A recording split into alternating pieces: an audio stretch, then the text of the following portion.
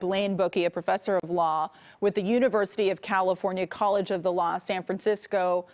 Thank you so much for joining us. I know this is a busy time for you. You're at the border right now. I know you've been going back and forth to shelters, and we're hearing that even people who are used to managing this are having some concerns about the sheer number of asylum seekers. What are you seeing? What's been your experience? Yeah, thanks so much, Sara. I'm here with the Center for Gender and Refugee Studies. Really what I've seen since I've been here today is just people, individuals, families seeking safety. They're fleeing just really unimaginable horrors and threats on their lives, like I would imagine any of us would, in order to really save our lives. So this is now the fourth time we've been on the precipice of ending Title 42, including as a result of litigation brought by our organization. And each time we've seen, a slight uptick. So we don't imagine this in the long term, in terms of what we might see over Title 42. We've seen, really record levels of individuals seeking safety as a result of what's happening in their home countries over the last several years, and Title 42 really hasn't acted as a deterrent at all. So what we're urging is the government to do really all that's in its power right now, like all of the organizations, Amigos de Guadalupe, that we just saw, and those city governments, to be prepared and really push our resources in that direction to welcome people in a way that I know we can.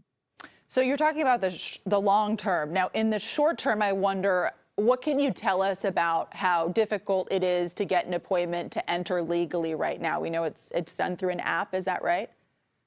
Right. So seeking asylum in the United States at our border is legal. It's been part of our laws for decades before Title 42 went into effect. And now this new rule, and sort of what we've been seeing, this new rule that we expect to come in to effect tonight in just a few hours, is that it really hinges the legal right to seek asylum on having an appointment on a smartphone.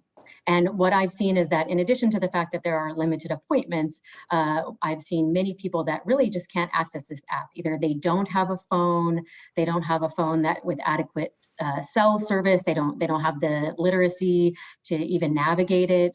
We've seen issues with the ability of the phones to take photos of darker skin. So you just have set up all of these barriers that really limit asylum for those who are the most vulnerable and the most need of protection. Right. I was thinking that when I heard about what the process looks like, I could see how that would be difficult for someone here, let alone under all the circumstances they're dealing with. Where are most of these asylum seekers coming from, and what's your advice for people who perhaps have family coming from countries outside of Mexico with these new rules?